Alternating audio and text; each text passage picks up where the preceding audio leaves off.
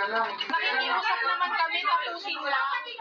Saan ba po ito? Nakikiusap naman po ako.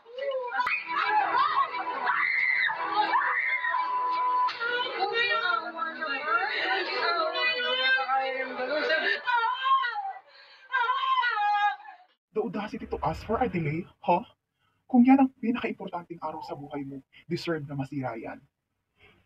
Imagine, nagtago kayo sa mahabang panahon. For sure, sirang-sira ang mental health ng mga naloko nyo.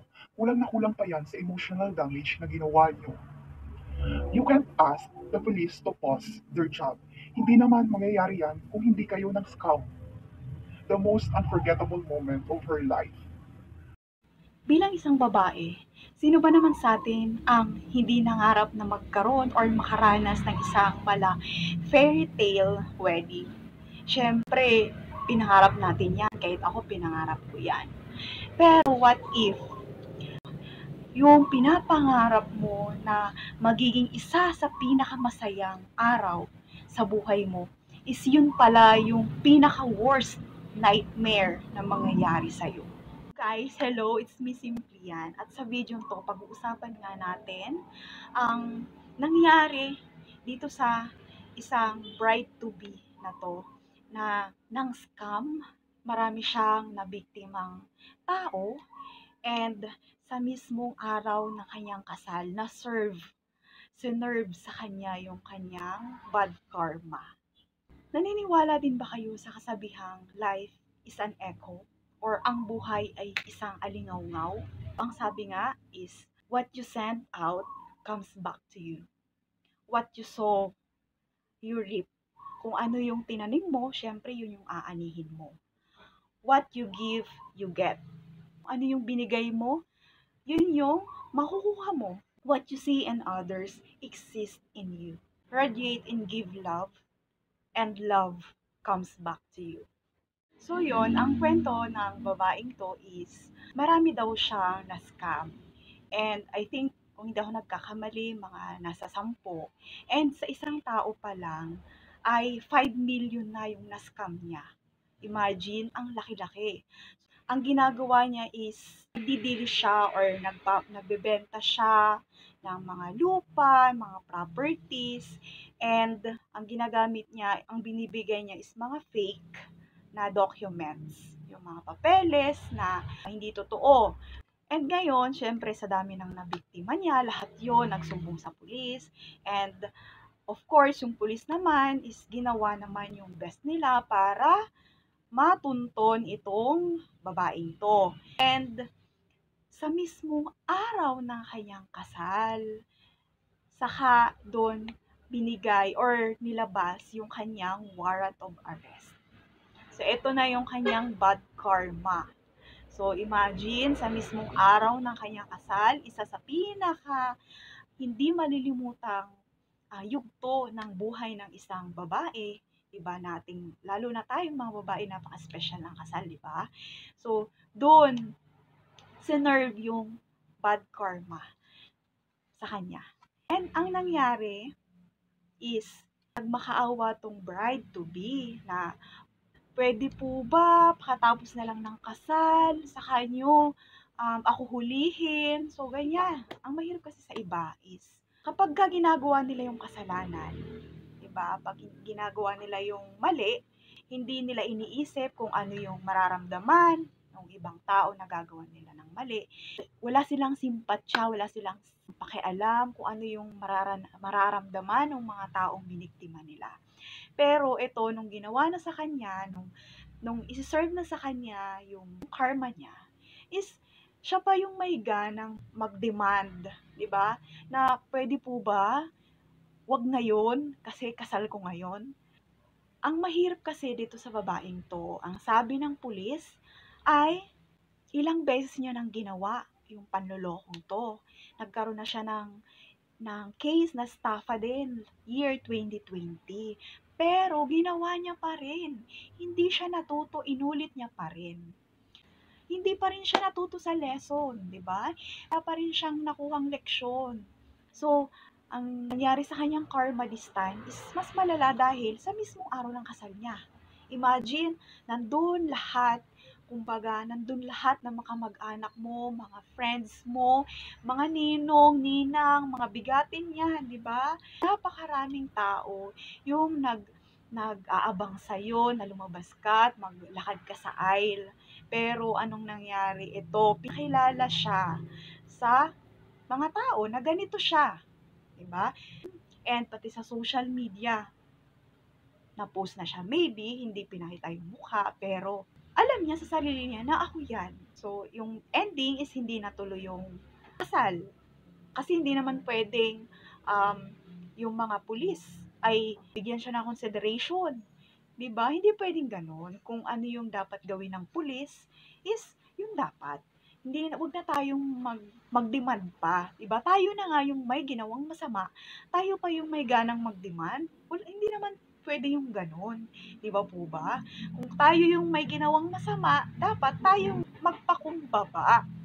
Diba? Kung mga humingi na lang ng tawad, hindi yung parang tayo pa yung galit, tayo pa yung magrumentado. Hindi pwede yung ganun. So, kailangan matuto tayo sa lesson na binibigay sa atin ng buhay, ni God, diba?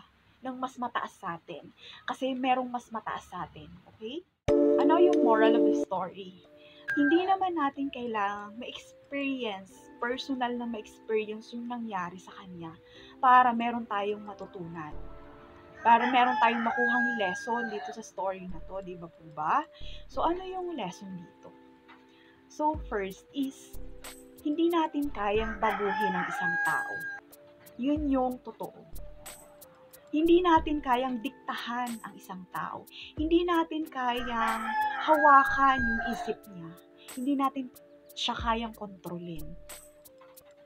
Yan po yung totoo. Meron nga ako, isa sa pinaka-favorite quotes ko is yung, don't make people change.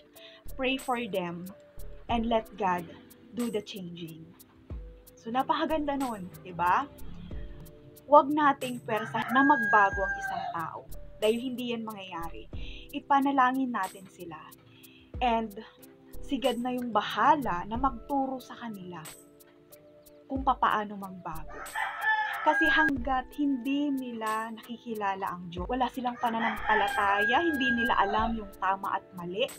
Kasi sa pananampalataya, wala ka namang matututunan na mali. Lahat yan positibo. Lahat yan gabay sa atin para yung tamang landas, yung tahakin natin. Diba? So, kung hindi siya, ang isang tao is hindi nakakakilala sa Diyos or walang kinakatakutan na mas mataas. Yung feeling niya siya yung pinakamataas, wala siyang pinapaniwalaan, hindi siya naniniwala sa may mas mataas sa kanya, may higher power, or may Diyos, may God, o kung sino man anuman yung relihiyon mo. Diba? Kung hindi ka naniniwala na may mas mataas sa'yo, malamang is meron kang magagawang mali. Diba? Hindi ka marunong sa kung ano ang tama at mali.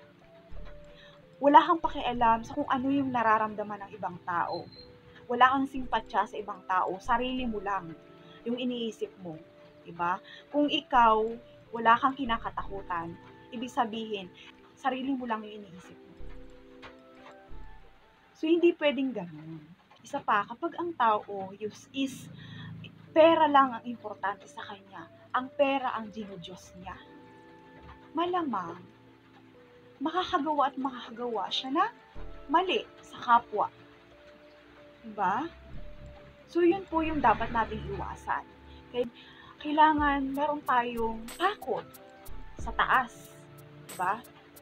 Yung tipong alam natin na merong nagmamasid sa atin na maybe hindi man tayo pinagsasalitaan, hindi man tayo napagalitan, pero bibigyan tayo ng lesson para matuto tayo sa buhay. Diba? Baka yung iba sabihin, hindi ako naniniwala kasi hindi ko nakikita. Hindi tayo pwedeng mag-reason ng gano'n. Kasi ang hangin, nakikita mo ba yung hangin? Diba hindi? Pero may hangin kasi nalalanghap mo. Diba? Kung walang hangin, hindi ka nakakahinga. So, hindi natin kailangang makita para paniwalaan natin. So, ganun din ang pananampalataya. Hindi natin kailangan makita na merong mas mataas sa atin para matakot tayo sa Kanya. Diba po ba? So, pag nakilala natin si God, magiging positibo tayo sa buhay na kung saan lahat ng gagawin natin ay magiging responsable tayo, magiging aware tayo, marunong tayo sa kung ano ang tama at mali. So, dito magiging matuwid. Hindi tayo makakagawa ng mga kasalanan, ng mga mali. Yes, maybe, hindi tayo perfect, diba? Hindi tayo perfecto. Meron at meron tayong nagagawang kasalanan, pero at the end of the day, alam natin or nare-realize natin na ay mali pala to. Kasi meron tayong pinapaniwalaan. Diba? Meron pa rin tayong kinakatakutan. Diba? Maybe may mga nangyayari sa ating pagsubok, sabihin natin, oo, naniniwala naman ako na may Diyos, nagdadasal naman ako, hindi naman ako masamang tao, pero bakit may mga pagsubok pa rin dumadating sa akin? Ibig sabihin, hindi ganon ka tiba yung pananampalataya mo kasi nagda-doubt ka pa. So, kailangan yung lahat ng pagsubok na dumadating sa atin, alam mo, hindi yan binibigay sa atin na walang dahilan. Lahat yan, merong dahilan at meron tayong lesson na napupulot. Sabi nga sa buhay, ang binibigay lang sa atin ay blessings and lessons. So, tanggalin natin yung malas. Blessings, biyaya, at yung lessons, yun yung mga pagsubok, di ba? Maybe may sakit ka, or may nakasakit sa yung tao, di ba? Maybe hindi perfect yung buhay mo, pero lesson yung binibigay sa'yo ni Lord. Di ba po ba? Parang dapat tingnan natin yung lagi yung positive side ng buhay. Yun yung pinaka-ingredients para, alam mo yun, yung magkaroon tayo ng contentment sa buhay, hindi tayo makagawa ng masama sa kapwa natin. Diba? Magkaroon tayo ng takot. Especially sa taas. Hindi natin kailangang ma-experience lahat ng mga pangit or mga pagsubok sa buhay para meron tayong makuhang lesson.